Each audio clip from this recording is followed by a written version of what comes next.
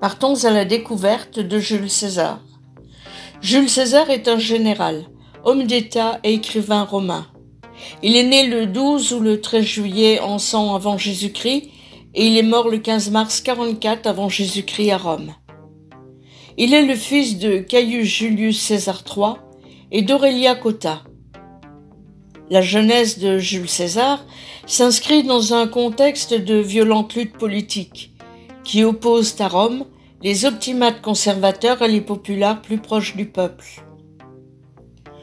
Jules César grandit ainsi au milieu de troubles sanglants de la première guerre civile, en 88 avant Jésus-Christ, entre les partisans de Caius Marius, chef des populares, et ceux de Sylla. Son précepteur est Marcus Antonius Gnipho. Il s'enrôle vers 80 avant Jésus-Christ dans l'armée et rejoint le théâtre d'opérations militaires en Asie où Lucullus assiège la cité de Mytilène. César reçoit pour mission de demander au roi de Bithynie, Nicomède IV, le renfort de sa flotte. Lors de la prise de Mytilène, César accomplit un acte qui lui vaut en récompense une couronne civique, la plus grande décoration militaire habituellement décernée pour avoir sauvé au combat la vie d'un concitoyen. Ensuite, César sert encore en Cilicie sous les ordres de Servilius Isoricus, puis est démobilisé. Lors de son trajet sur la mer Égée, en 75 avant Jésus-Christ, il est enlevé par des pirates de Cilicie, qui le font prisonnier durant 38 jours sur l'île de Pharmaconisie et réclament une rançon de 20 talents d'or. César promet de revenir exécuter les pirates après sa libération. Il les capturera et les fera crucifier. Puis il perfectionne son éloquence auprès du célèbre rhéteur grec Molon de Rhodes. De retour à Rome, il débute sa vie publique en attaquant en justice le proconsul Cnaeus Cornelius Dolabella qui vient d'achever son mandat en Macédoine. Malgré les discours de César et les nombreux témoins à charge qu'il cite, Dolabella est acquitté. César tente alors une seconde attaque contre Caius Antonius Hybrida, qui dut recourir à l'intervention des tribuns de la plèbe pour échapper à une condamnation. César est ambitieux. Il s'appuie sur le courant réformateur et démagogue qui traverse la cité romaine pour favoriser son ascension politique. Stratège et tacticien, il repousse à l'aide de ses armées les frontières de la République romaine jusqu'au Rhin et à l'océan Atlantique en conquérant la Gaule, puis utilise ses légions pour s'emparer du pouvoir au cours de la guerre civile l'opposant à Pompée, son ancien allié, puis aux républicains. Acclamé comme un impérateur favorisé des dieux, seul maître à Rome après une suite de victoires foudroyantes sur ses adversaires, il entreprend de réformer l'État et de modifier l'organisation de la classe politique dirigeante afin de satisfaire les revendications des populares dont il se revendique. Pour ce faire, il concentre progressivement, grâce à son contrôle sur le Sénat de Rome, de nombreux pouvoirs exceptionnels, adossés à une politique de culte de la personnalité inédite, reposant sur ses ascendances divines et sa fortune personnelle. Adoré du peuple, pour qui il fait montre de largesses économiques et foncières, il se fait nommer dictateur, d'abord pour 10 ans, avec des pouvoirs constitutionnels, puis à vie. Il est autorisé à porter la toge et la couronne des triomphateurs en permanence. Ses relations familiales placent Jules César parmi les populaires dans le jeu politique romain. Il développe activement ses relations et entame le parcours politique classique, cursus honorum. Tribun militaire, questeur en 69 avant Jésus-Christ en Espagne, puis édile en 65 avant Jésus-Christ. Il capte la faveur du peuple en rétablissant le pouvoir des tribuns de la plèbe. Chargé de l'organisation des Jeux, il emprunte massivement pour en donner de spectaculaires. Parallèlement, César poursuit son activité judiciaire pour des causes qui flattent le courant des populares. César se fait élire en 63 avant Jésus-Christ au titre de Pontifex Maximus, grâce à une campagne financée par Crassus. Il dépense d'importantes sommes d'argent et contracte de nombreuses dettes afin de remporter les suffrages contre deux anciens consuls, Servilius Isoricus et Quintus Catulus, plus âgés et expérimentés que lui. Selon l'usage, César s'installe dans la demeure du pontife à la Regia et exerce la fonction de grand pontife jusqu'à sa mort. Puis il est désigné prêteur urbain pour l'année suivante au moment de la conjuration de Catilina en 63 avant Jésus-Christ. Envoyé comme propriétaire en Bétique, en Espagne, en 60 ans avant Jésus-Christ, César mène son premier commandement par une offensive contre les peuples ibères encore insoumis. Après avoir pacifié la province, il revient à Rome, mais les préparatifs du triomphe lui imposent de stationner hors de Rome, tandis qu'il doit y être présent pour poser sa candidature dans les délais. Il demande une dérogation, que Caton fait traîner en palabre. César doit choisir et renonce à son triomphe pour viser le consulat. L'homme le plus en vue à cette date est Pompée, après sa victoire en Orient contre le roi Mithridate VI Eupator. Cette campagne a permis à Rome de s'étendre en Bithynie, au Pont et en Syrie. Pompée revient couvert de gloire avec ses légions en 61 avant Jésus-Christ.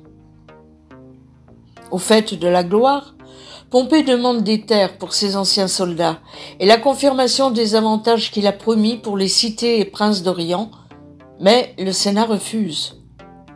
César exploite la déception de Pompée, le rapproche de Crassus et forme avec eux le premier triumvirat.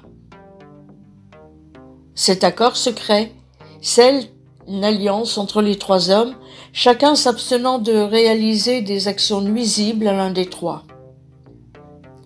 César renforce cette alliance en mariant sa fille Julia à Pompée. César est élu consul en 59 avant Jésus-Christ, en ralliant notamment à sa cause Lucius Luceius. Durant son mandat, il ne laisse à son collègue, le conservateur Marcus Calpurnius Bibulus, qu'une ombre d'autorité, et le conduit à se retirer, laissant le pouvoir à César qu'il exerce seul. César peut désormais légiférer comme un tribun, selon l'expression de Plutarque, satisfaire les revendications des populares, rendre des gages à Pompée et gagner de nouveaux soutiens auprès des chevaliers et des provinciaux. Passant outre les protestations des sénateurs Lucullus et Caton, il fait ratifier les initiatives de Pompée qui avait réorganisé les principautés du Moyen-Orient sans demander l'avis du Sénat. Il promulgue plusieurs lois agraires et fait distribuer des terres aux pauvres. Enfin, il place le Sénat sous contrôle de l'opinion publique en faisant publier les comptes rendus de séances, Actus Senatus. Cette activité politique va de pair avec une activité mondaine soutenue. Plus officiellement, César épouse Calpurnia, fille de Calpurnius Pison, consul désigné pour l'année suivante, ce qui lui assure une future protection politique. César se fait un autre allié en la personne de Claudius Pulcher. Il profite de sa popularité pour préparer l'étape suivante de sa carrière. Normalement, le Sénat prolonge le mandat d'un consul par le proconsulat d'une province pour 1 an. César contourne cette règle avec l'aide du tribun de la plèbe, Publius Vatinius. Celui-ci fait voter par le peuple un plébiscite qui confie à César et pour 5 ans 2 provinces, la Gaule cisalpine et l'Illyrie, avec le commandement de 3 légions, Lex Vatinia. Pour sauver une apparence d'autorité, le Sénat lui accorde en plus la Gaule transalpine et une 4e légion. Homme politique averti, César peut attaquer Cicéron de façon frontale. Ce dernier, privé de ses biens, choisit de s'exiler. César n'a alors plus d'ennemis notables à Rome. Dès la fin de son consulat, César gagne rapidement la Gaule, tandis que le préteur Lucius Domitius Aenobarbus et le tribun de la plèbe Antistius le citent en justice pour répondre à l'accusation d'illégalité commise pendant son mandat. En fin juriste, César fit objecter parmi les autres tribuns qu'il ne pouvait être cité en application de la loi Memia, qui interdisait toute poursuite contre un citoyen absent de Rome pour le service de la République. Pour éviter toute autre mise en cause devant la justice, César s'appliqua durant son proconsulat à demeurer dans ses provinces. La gestion de ses affaires à Rome, même, est confiée à son secrétaire Lucius Cornelius Balbus, un chevalier d'origine espagnole avec qui il échange par précaution des courriers chiffrés. Dès le début de son proconsulat, César engage la conquête de la Gaule, en usant du prétexte de la migration des Helvètes en mars 58 avant Jésus-Christ, menaçant selon lui les alliés de Rome tels les Helduans. Un tel déplacement de population, associé à l'élection d'un roi chez les Helvètes, apparaissait aux yeux du politicien comme une bonne raison de déclencher les hostilités sous couvert de remise en ordre de la région. Cette expédition militaire est donc motivée par ses ambitions politiques, mais aussi par des intérêts économiques qui associent les Romains à certaines nations gauloises clientes de Rome, les Éduanes et les Arvernes, etc. Tout en menant ses campagnes, César maintient ses relations avec la classe politique romaine. Quintus Tullius Cicero, frère de l'orateur Marcus Tullius Cicero, dit Cicéron, commande ainsi une légion en Belgique. Publius et Marcus, les fils de Crassus, interviennent en Belgique, puis en Aquitaine. Lucius Munatius Plancus et Marc-Antoine seront à Alésia. À Rome, les conservateurs réagissent à la guerre que mène César. Son affrontement contre le Germain Arioviste, qui a la qualité d'ami du peuple romain, accordé lors du consulat de César, scandalise Caton d'Utique, qui proclame qu'il faut compenser cette trahison de la parole romaine en livrant César aux Germains. En 56 avant Jésus-Christ, Lucius Domitius Aenobarbus, candidat au consulat soutenu par Caton et par Cicéron, met à son programme électoral la destitution et le remplacement de César au poste de proconsul des Gaules. César riposte et réunit à Luc ses deux alliés de circonstance, Crassus et Pompée, ainsi que tous les sénateurs qui les soutiennent.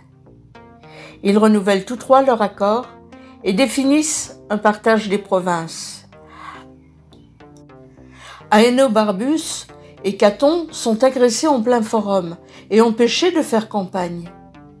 Pompée et Crassus profitent de l'appui de César pour remporter les élections et être élus pour un second mandat en 55 avant Jésus-Christ.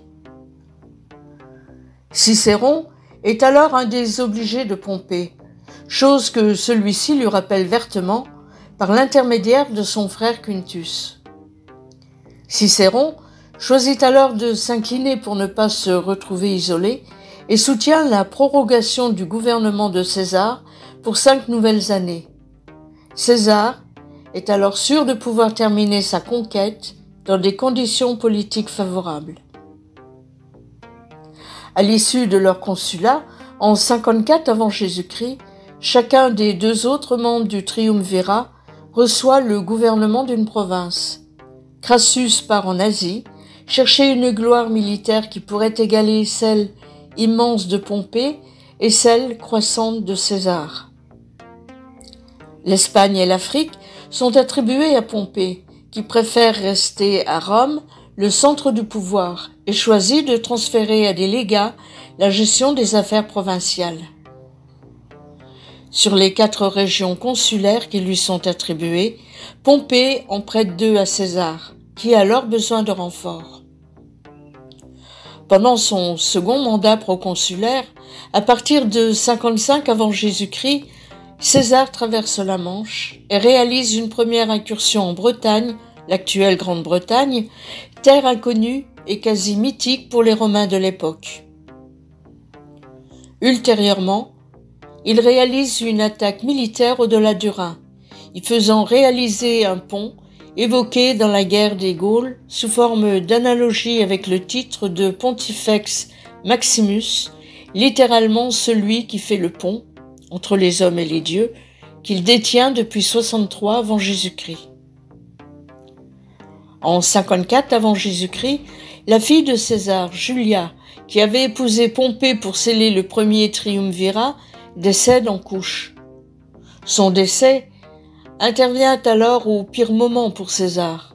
Les troubles à Rome entre son parti et celui de Pompée s'accentuent et font vaciller l'ordre public.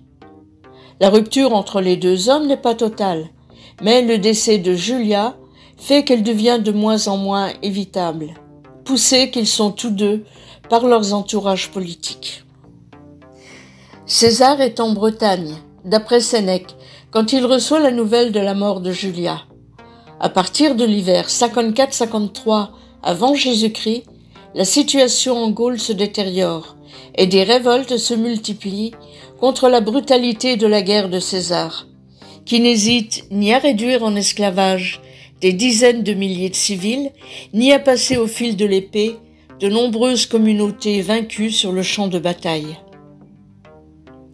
En 53 avant Jésus-Christ, la défaite et la mort de Crassus et de son fils Publius à la bataille de Car contre les Parthes achèvent de défaire les derniers liens du triumvirat. César propose à Pompée la main de sa petite nièce Octavie et demande en mariage la fille de Pompée, mais ses offres d'alliance matrimoniale n'aboutissent pas. Il est désormais patent pour tous que la fin des hostilités en Gaule correspondra au début d'une nouvelle guerre civile. Le début de l'année 52 avant Jésus-Christ est difficile pour César. La révolte en Gaule se généralise sous l'impulsion de l'Arverne vers Saint-Gétorix. À Rome, les désordres sont tels que Pompée est nommé consul unique, avec l'assentiment de Caton et des conservateurs. Pompée épouse Cornélie, la jeune veuve de Publius Crassus, est la fille du conservateur Metellus Scipion, qu'il prend au milieu de l'année comme collègue au consulat. Pompée est désormais le défenseur du parti des conservateurs. Fin du premier épisode.